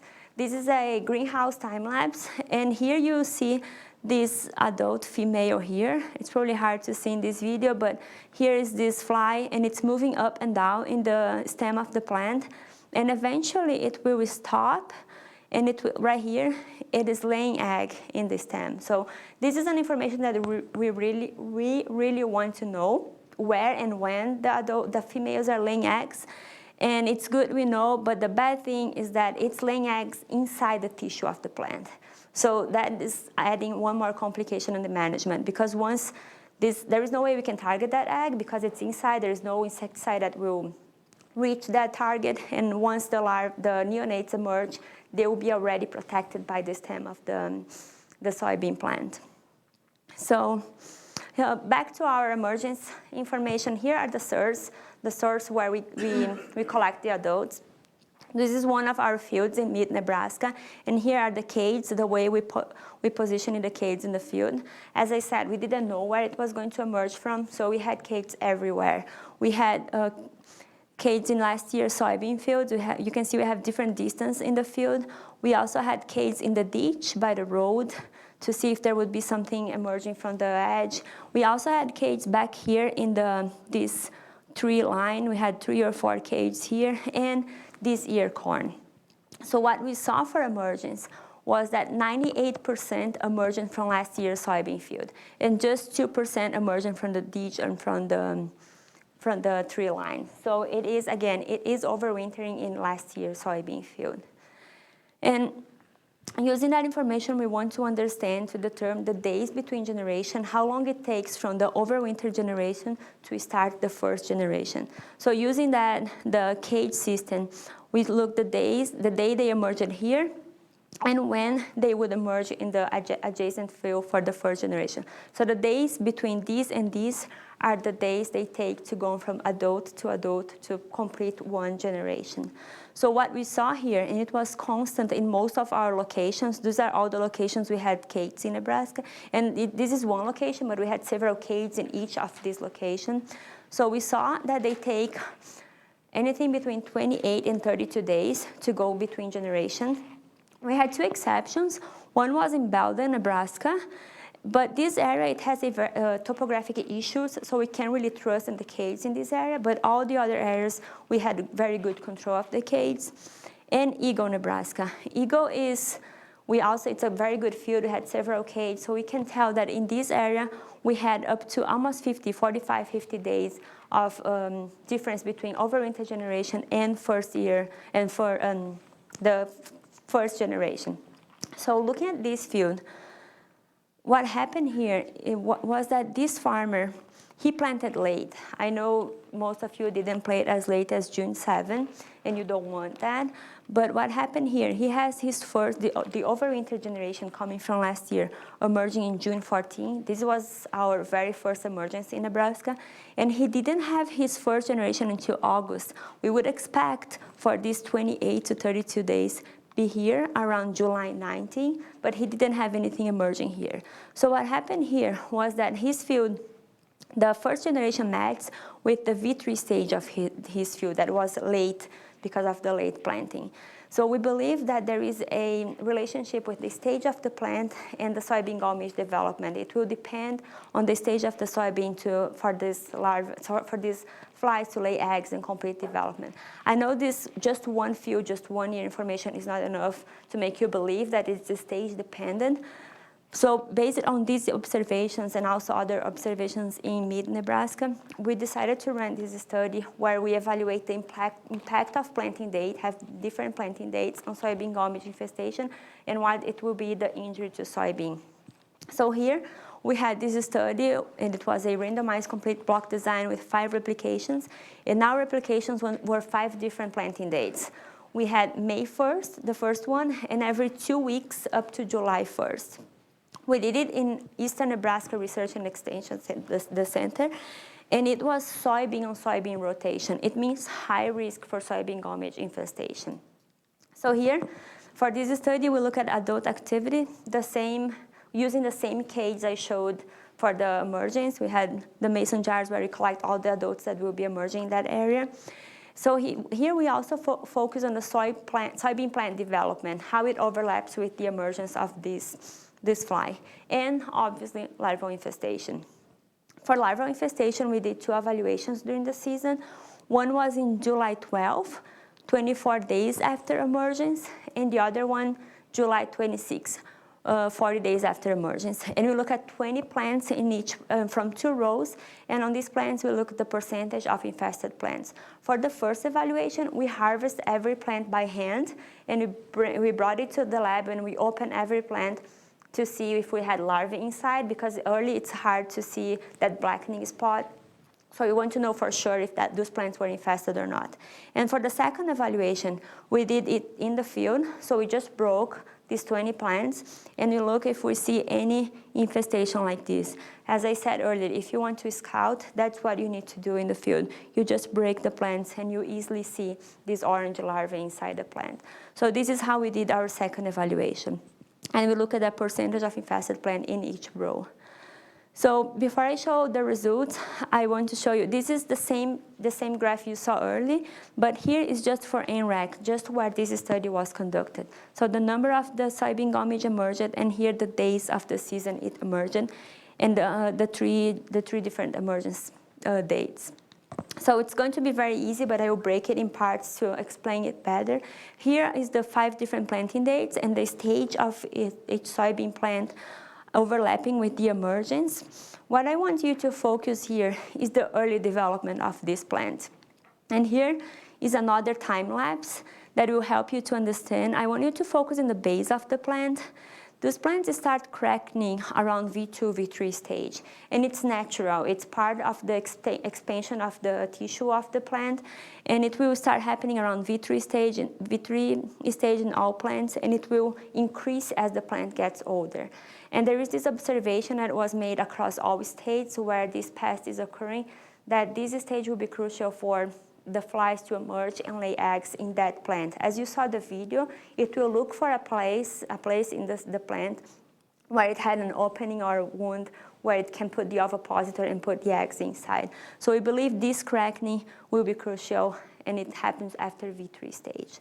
So I'm saying that because here is our result. So first, I have when each of our planting dates reached V3 stage, and our first evaluation was on July 12. So you can see planting date 1 and 2 had already passed V3 stage, and it was fully exposed to the overwinter emergence. So these flies were able to emerge and infest those plants. And here is what we saw. We had almost 50% infestation on our planting date 1 and 2, just 3% infestation in our planting date 3, and 0 on 4 and 5. So if you see, they were planting date 1 and 2 were past V3, and they had all these flies emerging and laying eggs there. These plants here, they had emerged already. They were in the field. We were, as I said, the first evaluation, we harvested the plant. We were, even though they were super young here, they were there. We were able to harvest it. And all these flies emerging here, they choose the planting date 1 and 2 to lay eggs. So it's showing us the preference of those flies to lay eggs to this late stage soybean over the early ones. By the time of our second evaluation, that was in July 2026, we didn't have good results. You're probably saying, okay, what's the point of this? But what happened here, by the time of the second evaluation, we had all planting dates past V3 stage, and everything emerging from here was closed, and it was able to infest the next plot. So here you can see better. Our plots were small. We had 10 by 30. So we believe that our second evaluation was due the result of a small plot scenario. So we believe that the first generation emerging from planting date 1 and 2 was able to move and infest planting date 4 and 5. But if we compare this with a landscape scenario with your field, you would expect obviously a larger area of field, and everything emerging from the overwintering area, they would most likely move and infest early planted soybean plants, and hopefully avoid this late planted soybean that by the time of the emergence it will not be up yet, or if it is, it's prior to that V3 stage. There are still several factors that we need to understand about this study. We are going to repeat it in a bigger field this year. And the questions are, so what we would expect here would be that the pressure would only occur for the first generation on this later planted soybean, and it might reduce the frequency of infested plants as we saw in our first evaluation. So as I was saying, we are going to repeat it this year because we really want to understand it better. What will be the frequency of this movement, the timing that that fly will be moving between fields, and if this early planted soybean will actually work as a trap crop. So here's just some, I don't think you have it in your handout. This is the yield for each of our plots. So our first planting date, we would expect higher yield if we compare with our late planted soybean plants. So what we saw here was no difference in yield among all the fields. So what we believe that happened here was that the pressure of the soybean gall midge took away the advantage of early planting. So I know it's a small field. In a landscape scenario, that might be a different reality. So far, what we know for the planting date study is that we want to limit the overwintering generation to infest soybean plants, because once we have that limitation, the first generation will not be as strong as it would be if it had the soybean plants to infest. So we are doing further planting date, and we are going to understand the soybean gall midge ecology and biology relationship with the plant. So hopefully provide you guys a better understanding of the planting date as part of an integrated pest management for this pest. So here's another things we have been trying this summer. We know this pest will overwinter in the soil inside in late last year's soybean. So we tried some tillage, and I know Tom Hunt in Northeast Nebraska, they late in the fall, we collected several soil cores to try to find where the pupa are, where they are emerging, where they are overwintering. So we have this, like this size core, and we are going through every inch of this, and we are actually looking for, it's a very boring work, trying to find where the pupa are, and if we can use maybe tillage to manage these pests before it emerge. So what I have seen so far, we tried spring tillage, and it didn't really work. You can see here, the black one is the number of flies that emerge on a tillage area, and the one that emerge in a no tillage area. I know the numbers are higher in both locations, but it's not significantly different to decrease infestation. So this is a spring tillage. Tom Hunt in Northeast Nebraska, he tried fall tillage, and his numbers are similar to what we have seen here for spring tillage. So another thing that some farmers are trying that this actually worked is mowing field border. So here he had this grass waterway right by his field, and he mowed 100 feet, and he left 20 feet unmowed. And for this field, we did hand collections, 10, 30, and 50 foot, and we looked at the percentage of infestation in this field. So here we have good news. We actually saw a decrease in the percentage of plants that were infested within the areas that were mowed. So you can see here, the green one means the unmowed area, and we had more infestation for all the location. The 50 distance didn't change a lot, but if you remember, it's an edge infestation, so we did have almost 50% reduction in infestation within the part that was mowed. So this, again, we are going to repeat it this year to have a better understanding of this cultural control for this pest. Here is the yield for this area. You can see the unmowed was lower for both locations, and both distance in the field, and the mowed, we have this almost 50% higher yield for the areas where the farmer mowed the edge of that field. So in summary, I think I spoke too fast. In summary, we had 91 counties currently reported with soybean gall midge, and they are in 5 different states. Again, it's a new species, and having it being a new species, it's very hard for us to have any management at this point. Everything you saw here is just 1 year of research. And so you can say that symptoms you start seeing in the field 9 days after the emergence. Within 3 weeks, you start seeing dead plants. If you want to scout, you should look for this dark discoloration at the base of the plant. And you should scout the fields that are next to last year's soybean field. That's the high risk where you're going to find soybean gall midge. Adult emergence, this year we saw the first emergence in mid-June, June 14 in Eagle, Nebraska, but everything this year was delayed. We have soybean, western mincut worm was delayed, west cornroot worm was delayed. So we are expecting that for this season, we are going to have emergence early in the season. So if that happens, the late planting date won't have to be as late as we would expect to prevent that V3 infestation.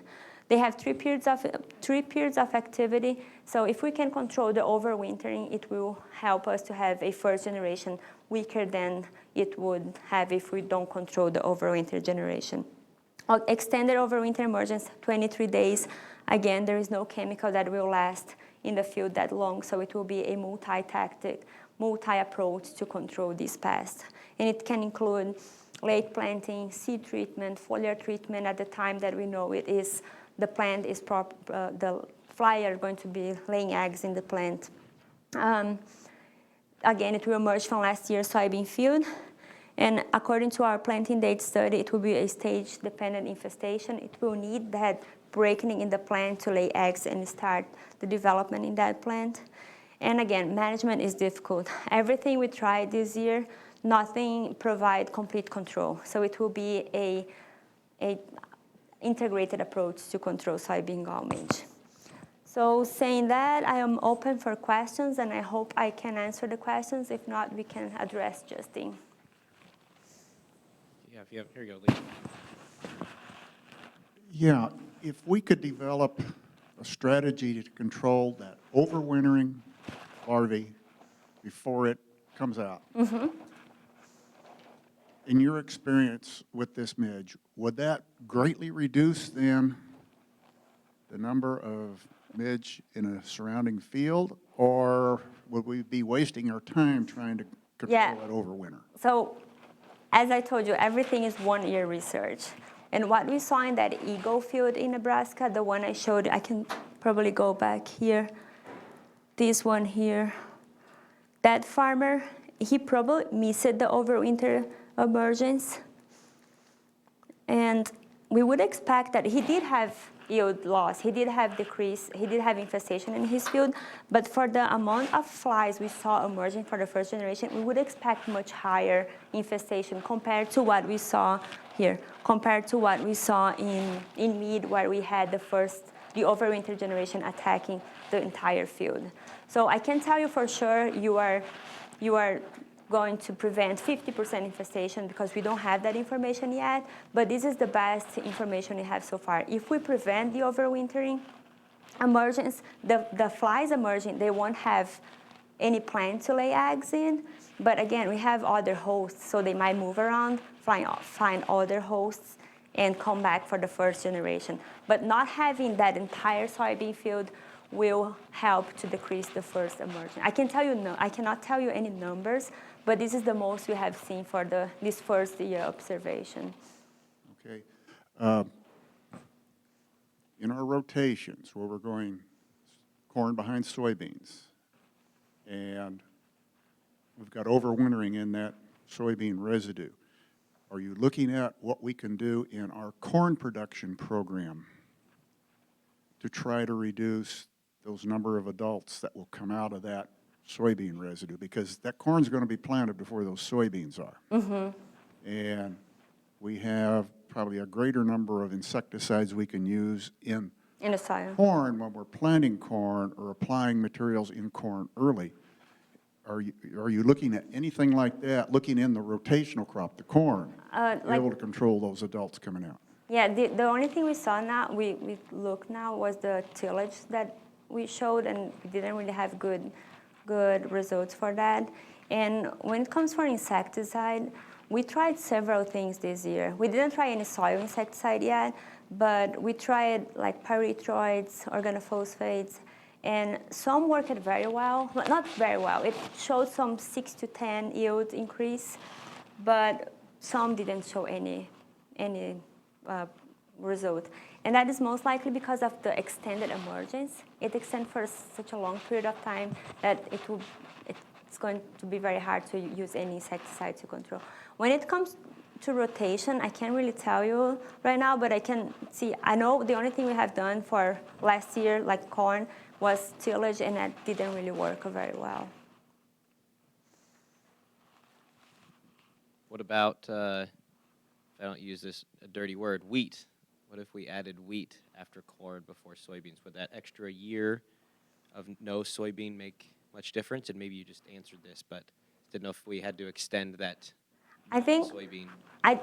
That's a great question, and I don't really know the answer for that. But what I would expect, if you have a soybean field close to that wheat field, they can just move and infest the adjacent soybean field from that. Unfortunately, they can fly, and How far do they fly? we don't know that yet. But in these, I don't have it here, but the field we have the cage, like here, they most likely flew from, it's just across the street, but for sure from here to here. They are very weak flies. I should have brought some here. They're very small and weak, but at least the distance from one field to the other, they can fly. We don't know yet if they migrate, if they can move during the adult stage.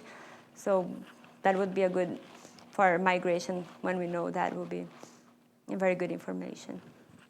But for short distance, they can fly. Do you know if they are attracted to things like CO2, ultraviolet light, or anything like that? Like, we did that with mosquitoes years ago, found out what they were attracted to, and were able to do a control. Is any work being done on that to see if something like that is attracting to them? That's a great question. No, I do not know anything about that, but we can, like right now we have 28 objectives of things we are going to try next year. So maybe I can talk to Justin about trying something like that.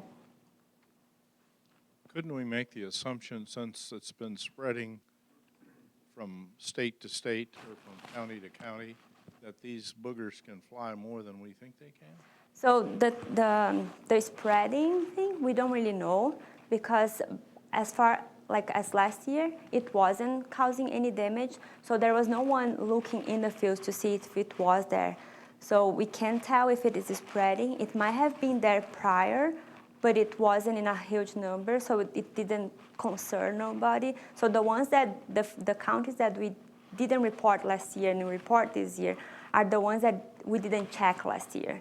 So we don't know if they are spreading or if they were just there, but in a lower number. So what we are going to do this year, these counties that were not marked in this, on the first map I showed with the distribution, that Justin and I, we did drive around and we did check all these fields, and we didn't see anything here.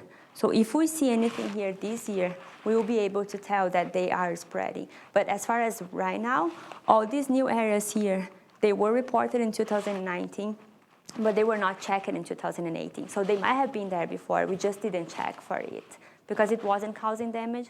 So if it doesn't attack our pocket, we don't really bother about it. So we really don't know what the origin is, where they come from, whether they've been here for 100 years? No. No. We just found out as a new species. We have others. We have a similar in Japan, and it does attack soybean plants, but it's a different species. So it's not coming from Japan. We don't know if it's endemic, if it's coming from, if it came from somewhere else. This is what hopefully Ravenitz, she will do with all the molecular work. So we'll be able to track back and see if we have any background with other species. Do they overwinter in the bean straw? No, they overwinter in the soil. In the soil? Yeah, and so I was telling, we just collected several soil sampling last fall, and this winter, we're going to go through every sample and check what's the distance they are in the soil. And they overwinter as third instar, that dark orange. So it's supposed to be easy to find them in the soil. And Thomas Hunt in Northeast Nebraska, he already found, and it was 8-inch deep in the soil, and that's where they found it. So yeah, not in the seed or the stalk of the soil. It is not, yeah. Mainly that what concerned me the most is that huge window of emergence. That would be the most challenging. And having the eggs laid inside the tissue and having the larvae hatching inside and being protected all the time, that will be the hardest part. So what we believe right now, the best thing would be late planting. If you have a high field, just planting everything else and leave that field last. Some seed treatment. They did try gaucho with the highest label, and it shows some result. And on the top of that, some foliar application late when it's around V3 that we know it will be emerging and start laying eggs. So those would be the best things at this point. So that's the most we can say. What about using a 3 or 4-way rotation in crops? Would that lessen the infestation, say oats or soybean, oats, corn, then back to soybeans? Would that extra year in there make a difference on the overwintering of the adults? That's a good question, and unfortunately I don't have the answer. But I think that would be a good option because once they emerge, they won't have the host right there. But if there is any soybean around that they can fly and complete the cycle, that rotation won't really work. So I might not be giving you the right information, but that's what I would think right now after what I have seen.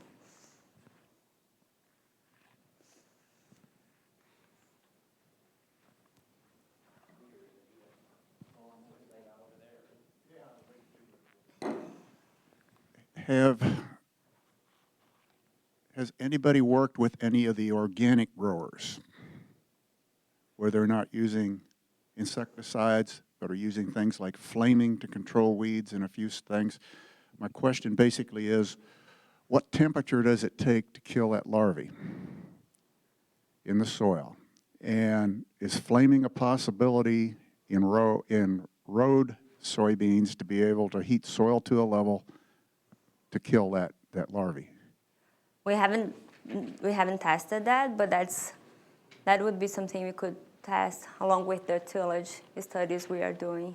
But I don't think it would need very high temperature to kill it because it's a very weak larvae. So I believe heat would be one option. But I wonder how expensive it is to do an entire soybean field. Would that be like? My thought would be, do we have to? If it worked, do we have to do it in crop, or can we do it before the crop is planted? Because we can heat that soil surface, we can actually kill weed seeds and stuff. Mm-hmm. And maybe Dr. Knezovic, who's done all the work with the flaming, might be something that for him to look at to help you folks. Yeah, and how deep it hit the soil for this system? How deep it hit, like the flaming actually you're flaming soil and you're flaming plants, and you're protecting the desirable plant in the row. However, you're raising the temperature in that row to a certain level too. And the question would be, okay, do we raise it high enough to kill that larvae just as it's coming out as an adult, or as it's in the soil, do we raise that temperature enough to do that? You know, this is way off the chart as far as thinking what to do, but it's an option that may be possible to do in certain situations. Yeah, and mainly if it's just in the edge, we won't have to do that in the entire field. I will for sure bring it up to Justin, and it's something else we can try. We'll be very busy this season. I think right now with these two ideas, we have more than 30 objectives to test in the field. Any other questions? Okay, let's thank Dea for her time. Thank you. All right, well, thanks everyone for coming. The snow stopped, so you should be able to get to lunch pretty easy. Next week, we'll be back again. Hopefully the weather won't be as bad. We are going to have, Brad Lubin talking about some farm bill and other policy matters that he deals with. And then we'll also have Nick Streff from USDA NASS. So to talk in some about the surveys they do when they go out and a little bit of the details behind that. So, and we'll see if we can get Amelia back here next week and see what their schedule's like. So thanks again for coming, and we'll see you all next week.